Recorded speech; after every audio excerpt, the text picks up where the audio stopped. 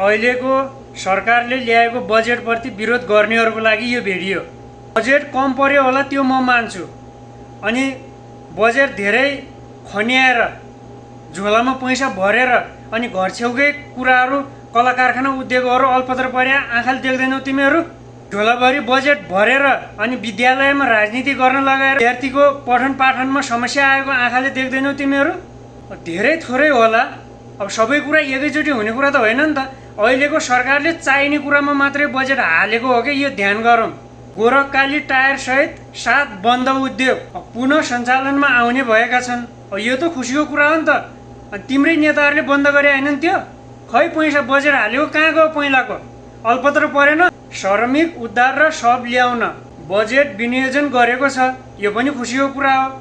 अनि मान्छे विदेशमा मरिसकेपछि 1.5 वर्षसम्म लास नेपालमा नआउने अनि त्यो वातावरण बनाएका थिए पहिलाले तिम्रा नेताहरूले।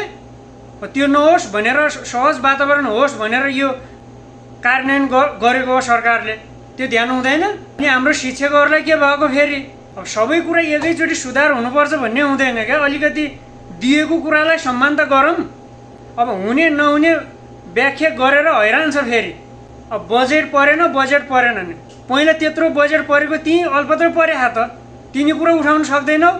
झोले मिडिया, झोले पत्रकारहरू नेताको जुत्ता सफा गर्ने अलिअलि आउँथ्यो गोजामा, अब त्यो छैन। त्यही भएर विरोध गरेछन्। परेको बजेट छ, धेरै थोरै होला, यसलाई कसरी सदुपयोग हुन्छ र कहाँ कहाँ सही गुणस्तरीय काम हुन्छ त्यसमा ध्यान गरौँ भन्नु छैन। अब बजेट परेन, घरमै ब्याङ्क खोलेर राखिदिनु पर्ने तिमीहरूको के हो? यसपालि भनेको ठाउँमा बजेट नपर्ला, जहाँ परेको छ त्यसलाई राम्रोसँग गुणस्तरीय काम भएपछि अनि सुधारमा आउने हो क्या सबै कुरा। त्यत्रो रोडको लागि कालोपत्रे भनेर छुट्याइरहेको छ, त्यो पनि त राम्रै कुरा हो त।